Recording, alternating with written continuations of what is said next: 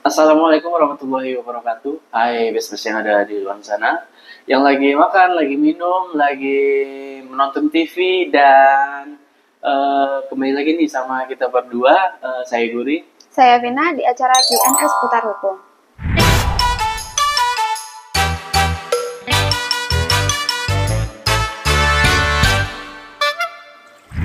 Nah, kali ini kita dapat pertanyaan dari Kak Wulandari. Hai Kak, saya mau nanya dong, beberapa hari yang lalu viral KDRT yang menimpa ex-atlet Anggar. Dia dipukuli berkali-kali, diteriaki, dan dicaci maki oleh suami. Sehingga ada dugaan kekerasan verbal dan psikis. Nah, apakah bisa pasangan abusif dilaporkan atas dasar KDRT dan apa langkah hukum yang bisa dilakukan oleh korban? Terima kasih. Gitu, Kak. Oh, video yang siapa ya? Snapgram itu Cut ya? Nabila ya. Cut Intan Nabila itu ya. Ya kalau kita sebelum kita menjawab pertanyaan dari Kak Ulan dari tadi, Vin, kita perlu juga menyampaikan nih bahasanya apa sih itu KDRT gitu ya.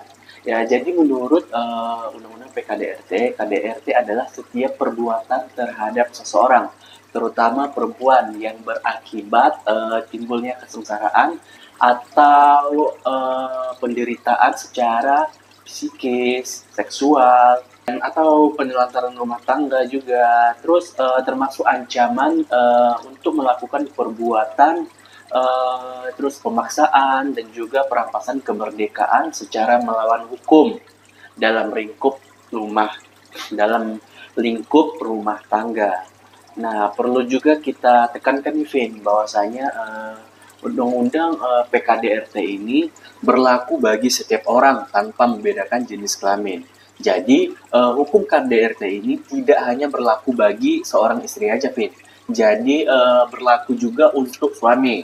Nah, hal ini sesuai dengan pasal 3 huruf B Undang-Undang PKDRT, yaitu penghapusan kekerasan dalam rumah tangga menganut asas keadilan dan kesetaraan gender.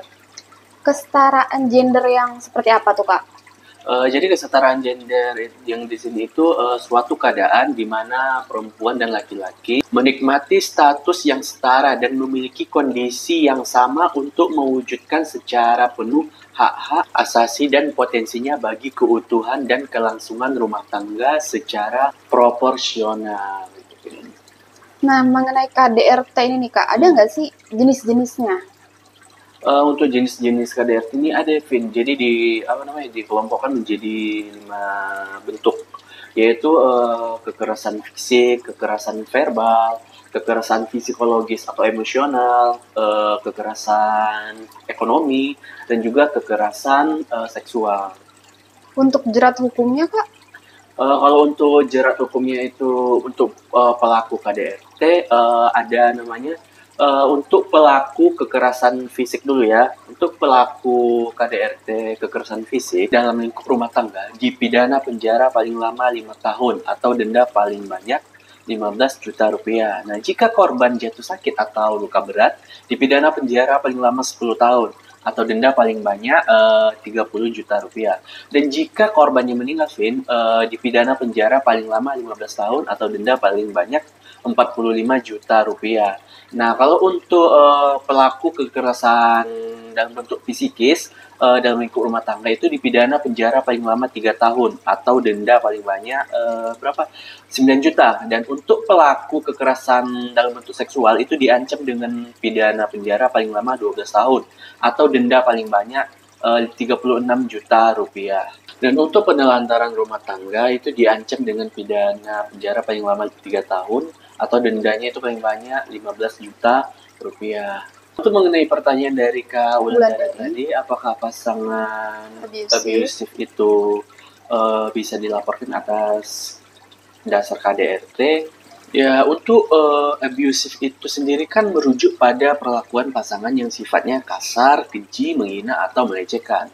Dan abusive relationship ini juga dapat diartikan sebagai hubungan yang di dalamnya disertai dengan tindakan kekerasan yang sengaja dilakukan dan ditujukan kepada pasangan. Dan selain itu juga, abusive ini merupakan suatu pola kekerasan yang ada dalam suatu hubungan yang membentuk kuasa dan kendali terhadap pasangannya. Perlakuan yang dilakukan oleh pelaku ini biasanya berupa ancaman, intimidasi secara emosional ke pasangannya yang akan mengikat atau semakin parah dari waktu ke waktu. Dengan demikian, berdasarkan penjelasan yang dijelaskan tadi, bahwasanya dapat kita sampaikan bahwa segala bentuk abuse atau kekerasan dalam lingkup rumah tangga, baik kekerasan psikis, fisik, penelantaran, maupun kekerasan seksual merupakan bentuk KDRT. Vin. Berarti kalau yang kita lihat dari kasus yang viral soal selebgram itu, dia bukan hanya mendapatkan kekerasan secara fisik ya Kak, tapi juga kekerasan secara verbalnya. Karena kalau kita lihat kan dia ada teriakan-teriakan dari suaminya itu kan, omongan yang nadanya itu tinggi gitu. Ya, untuk kekerasan verbal ya kalau kekerasan verbal itu memenuhi kriteria kekerasan fisikis, yaitu perbuatan yang mengakibatkan ketakutan, hilangnya rasa percaya diri, hilangnya kemampuan untuk bertindak, rasa tidak berdaya, dan atau penderitaan psikis berat pada seseorang, maka pasangan abusif yang melakukan kekerasan verbal tergolong sebagai KDRT gitu, Vin. Langkah hukum seperti apa nih Kak yang bisa dilakukan oleh korban KDRT? Nah, ini penting nih Pin bagi setiap korban ataupun pasangan yang kadang mereka tuh takut atau gimana gitu untuk melaporkan atau memberitahukan kepada keluarganya, mungkin itu mungkin karena diancam kali ya sama pasangannya. Jadi untuk korban atau pasangan yang mempunyai pasangan yang abusive dan melakukan jenis-jenis KDRT, dapat melakukan KDRT kepada polisi. Dan korban KDRT ini juga bisa memberikan kuasa kepada keluarga atau orang lain untuk melaporkan KDRT tersebut, baik di tempat korban berada maupun di tempat kejadian perkara. Gitu, Fit. Berarti kita menanggapi dari pertanyaan Kak Wulandari nih, apakah bisa dilaporkan sebagai perbuatan KDRT? Jawabannya bisa, asalkan perbuatan tersebut memenuhi kriteria dari KDRT itu sendiri. Dan untuk langkah hukumnya, kita bisa melaporkan kepada pihak kepolisian dan kuasanya bisa diberikan kepada keluarga ataupun orang lain untuk melaporkannya. Jadi buat Kak Wulandari, terima kasih sudah memberikan pertanyaan, dan buat teman-teman juga yang mau bertanya tentang Q&A seputar hukum, boleh komen di bawah. Dan terima kasih sekali lagi kami ucapkan kepada yang lagi menonton video ini. Jangan lupa juga buat like, comment, share, dan juga subscribe. Dan aktifin juga lonceng notifikasinya agar kalian bisa mengetahui video terbaru dari kita. Baik, sekian dari kita. Assalamualaikum warahmatullahi wabarakatuh. Sampai jumpa.